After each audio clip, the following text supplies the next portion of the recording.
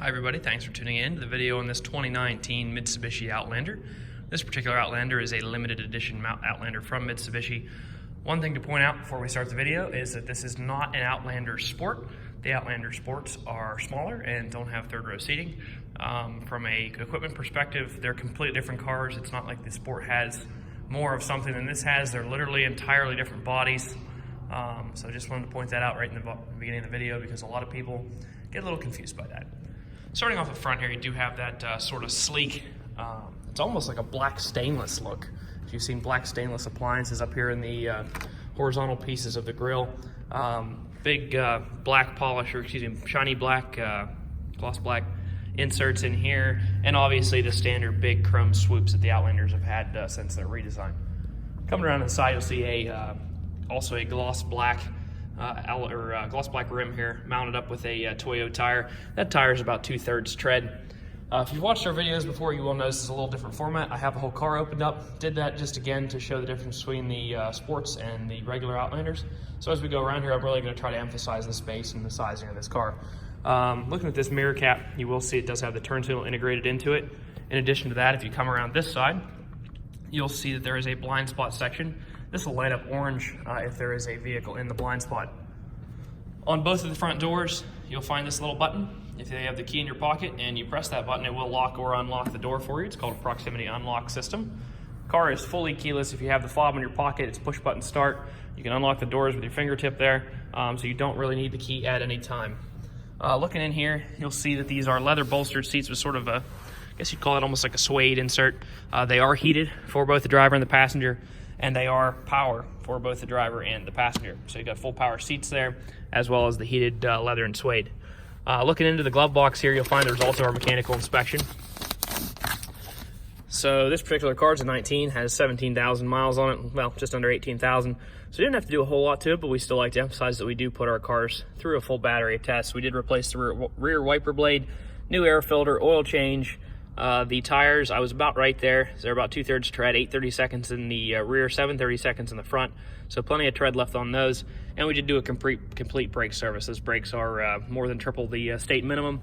But we did take the calipers apart, lube up the slides, clean all the brake dust out of them, make sure everything's functioning properly.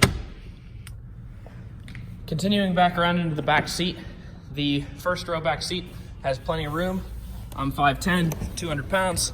I fit in here pretty comfortably. Obviously, if you were 6'4", you might be a little snug, but overall, pretty good room here in the back seat. And let me just point out here, this passenger seat in the front is really far back. So obviously, if I didn't need 6 inches of room, you could fit a little taller person in the back. So pretty good room here in the first and second row. The third row is sort of a smaller third row. It does not have a whole lot of room. You wouldn't want to be real tall sitting back here, but this is sort of the smallest section of SUV you can get a third row seat for. So if you're using a third row every single day, this might not be for you, but if you want the option to occasionally carry some more people, this is probably a great choice for you. So this does fold down flat. These are little, there we go. That folds flat there, allows you to put cargo in. Obviously, if there was a passenger in these third row seats, you use these headrests that fit real nicely off into here, and they go on like that and slide down. And I need a second hand to push the little button. But if you're not carrying extra passengers, like I said, hold them flat, and you have plenty of cargo space. So you either have the choice for 2 extra passengers or a good bit. I mean, this is again a really large cargo area in the vehicle here. Oh, in addition to that, there's also a 12-volt outlet back here. Continuing up this side, once again, you'll see those seats. Obviously, the entry into that back seat, you fold this down first. Oops. This actually has to be unhooked. This is, hold on one second. I'm gonna put the camera down. There we go. So what I just unhooked is actually the middle seat, seat belt thing there. So if you put this down, this slides forward, there we go. And that's how you get access into those rear seats if you're using them for passengers. Sorry about having to put the camera down there for a second. It's hard to do everything with one hand. I actually can't slide that back with one hand. Sitting up here, you see a super boring Carfax. It's the way you like to see them. No accidents, no damage. It is one owner. It was originally titled to a rental fleet, and it was owned in New York, which is fairly typical. Rental companies have their stuff all over the country. A lot of people ask why rental companies get rid of their cars. They're like, oh, is there something wrong with it? You know, why are they getting rid of it so early? Businesses around here, you hear a lot of businesses that sell a lot of the rental stuff. It is very common. They do it basically so they don't ever have to get into any serious maintenance items, and they have sweetheart deals with manufacturers that they buy new ones every year. So there's nothing wrong with it. There's no reason it came out of fleet. It didn't come out early. That's just the way that their businesses work. 2 key fobs here. Once again, I did say it was push button start, so with the fobs in the car, press that.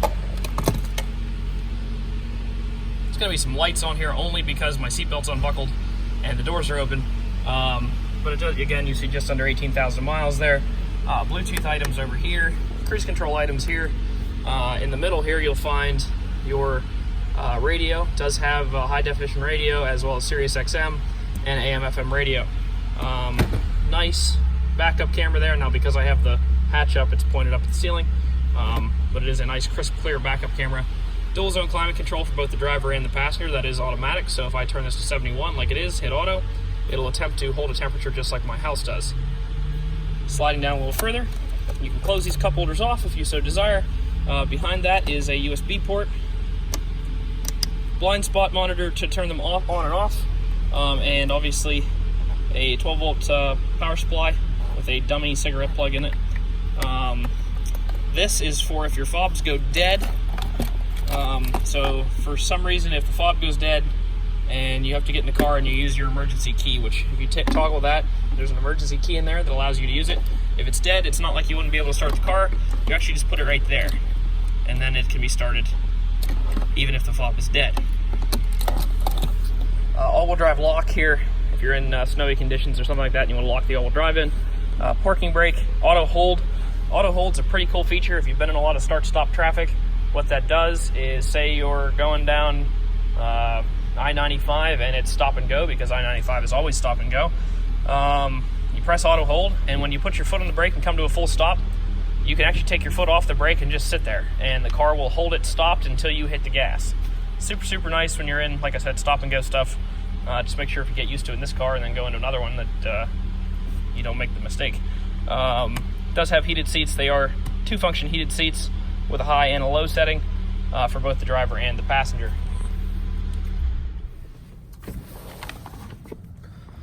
All in all, this car is an excellent value for the money. You really won't find a better price third row seat car with heated leather, dual power seats. They just aren't around. Mitsubishi obviously provides an excellent factory warranty. 5-year 60 for the second owner. The second you would be the second owner buying it 1 year used. You're saving a lot of money off of buying them new. And like I said, just a fantastic value. If you'd like to stop out, take it for a test drive, stop to see us, 21518 Great Cove Road in McConnellsburg, Pennsylvania. Visit us online at allthingsautomotive.com. Give us a call at 717-485-4224. Thank you very much for watching the video, and I hope you found it to be informative.